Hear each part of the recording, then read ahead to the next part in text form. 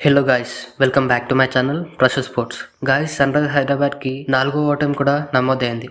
Back to back 4 లాసెస్తో టేబుల్లో 10th ప్లేస్కి చేరింది. అలాగే ఎస్ఆర్హెచ్ ఫ్యాన్స్ని కూడా చాలా డిసప్పాయింట్ చేస్తూ వస్తున్నారు. మ్యాచ్ 19 ఎస్ఆర్హెచ్ వర్సెస్ జీటీ మ్యాచ్లో జీటీ టాస్ గెలిచి పిచ్కి తగ్గట్టుగా బౌలింగ్ ఎంచుకున్నారు. దీంతో బరిలోకి దిగిన ఎస్ఆర్హెచ్ ఓపెనర్స్లో ట్రావిస్ హెడ్, సిరాజ్ బౌలింగ్లో 2 4s బాది సింపుల్గా క్యాచ్ ఇచ్చి ఈ మ్యాచ్లో కూడా పవర్ ప్లే ముగిసే కన్నా ముందే అవుట్ అయిపోయాడు. కొంచెం నెమ్మదిగా ఆడుతూ 4 4s బాది స్కోర్ని పెంచే క్రమంలో 4th ఓవర్లో అభిషేక్ శర్మ కూడా సిరాజ్ బౌలింగ్కి గ్రీస్లో ఎక్కువసేపు నిలబడలేకపోయాడు. పవర్ప్లేలోనే strong openers Head and Abhishek wicket పడ్డాయి. ఆ తర్వాత బ్యాటింగ్ దిగిన ఇషాన్ కిషన్ కూడా సింపుల్గా 2 4s బాది 17 రన్స్ చేసి ప్రసిద్ధ్ కృష్ణ బౌలింగ్లో వెనుతిరిగాడు. ఆ next batsmen Nitish and Klaasen కొంచెం గ్రీస్లో నిలబడి ఆడి 50 రన్స్ పార్ట్నర్షిప్తో టీంకి కొంత స్కోర్ను అందించగలిగారు. నితీష్ 31 రన్స్ అండ్ క్లాసెన్ 21 రన్స్తో టీంకి ఫుల్ సపోర్ట్గా ఉండే. వీళ్ళ వికెట్స్ తర్వాత మళ్ళీ రన్స్ అంతలా రాలేకపోయాయి. అనికేత్ వర్మ 18 రన్స్, అలాగే లాస్ట్లో captain Pat Cummins 9 balls 3 4s and ఒక 6తో 22 రన్స్తో డీసెంట్ నాక్ ఆడాడు. దీంతో 20 ఓవర్స్కి గాను టోటల్గా 152 రన్స్ చేయగలిగారు ఎస్ఆర్హెచ్.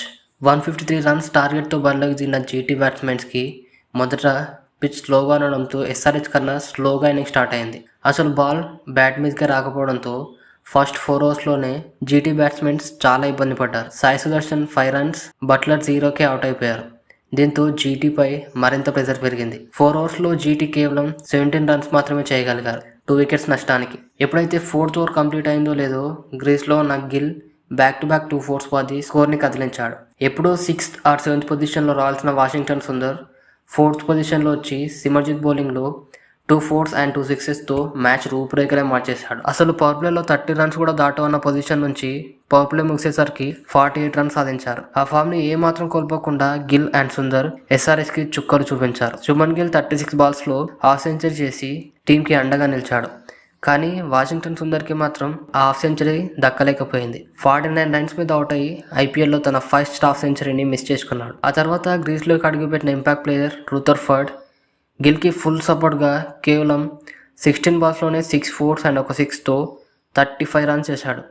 అలాగే గిల్ 43 balls 9 4sతో 61 రన్స్ చేసి మ్యాచ్లో చివరి వరకు ఆడి 20 balls మిగిలి ఉండగానే మ్యాచ్ని ముగించి 7 వికెట్స్తో మన హైదరాబాద్కి వచ్చి ఎస్ఆర్హెచ్ని చిత్తుగా ఓడించారు. అసలు SRH back to back 4 matches ఓడిపోవడానికి రీజన్స్ వచ్చేసి స్ట్రాంగ్ బౌలింగ్ యూనిట్ లేకపోవడం, బ్యాటింగ్లో 300+ స్కోర్ చేద్దామని అగ్రెషన్కి పోయి అందులో ఆ స్కోర్ని కూడా చేయలేకపోయారు. మిగతా 3 మ్యాచెస్తో పోల్చుకుంటే జీటీతో మ్యాచ్లో చాలా వరకు తగ్గారు.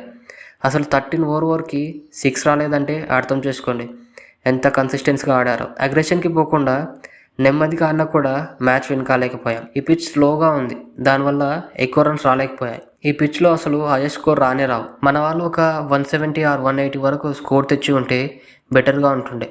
అలాగే మెయిన్గా మ్యాచ్ ఎక్కడ పోయిందంటే ఇంపాక్ట్ ప్లేయర్ సిమర్జిత్తో మ్యాచ్ రూపురేఖలే మారిపోయాయి. బ్యాటింగ్కి వచ్చి 2 balls కూడా ఆడకుండానే అవుట్ అయిపోయాడు. బౌలింగ్లో అయినా సరిగ్గా ఆడతాడనుకుంటే ఒకే ఓవర్లో 2 6s అండ్ 2 4s ఇచ్చి అసలు స్కోరే లేని టీంకి మంచి స్కోర్ని ఇచ్చాడు. ఈ దెబ్బతో మ్యాచ్ ఎక్కడికో వెళ్ళిపోయింది. ఇలా జీటీ మన హైదరాబాద్కి వచ్చి మన వాళ్ళ మీదే ఘనంగా విజయం సాధించి టేబుల్లో 2nd ప్లేస్కి జంప్ అయిపోయారు. ఇది guys SRH versus GT review. అలాగే ఎస్ఆర్హెచ్ ఓడిపోవడానికి రీజన్స్. వీడియో నచ్చితే లైక్ చేసి ఛానల్ అయితే మర్చిపోకుండా సబ్స్క్రైబ్ చేసుకోండి. నెక్స్ట్ వీడియోలో మళ్ళీ కలుద్దాం.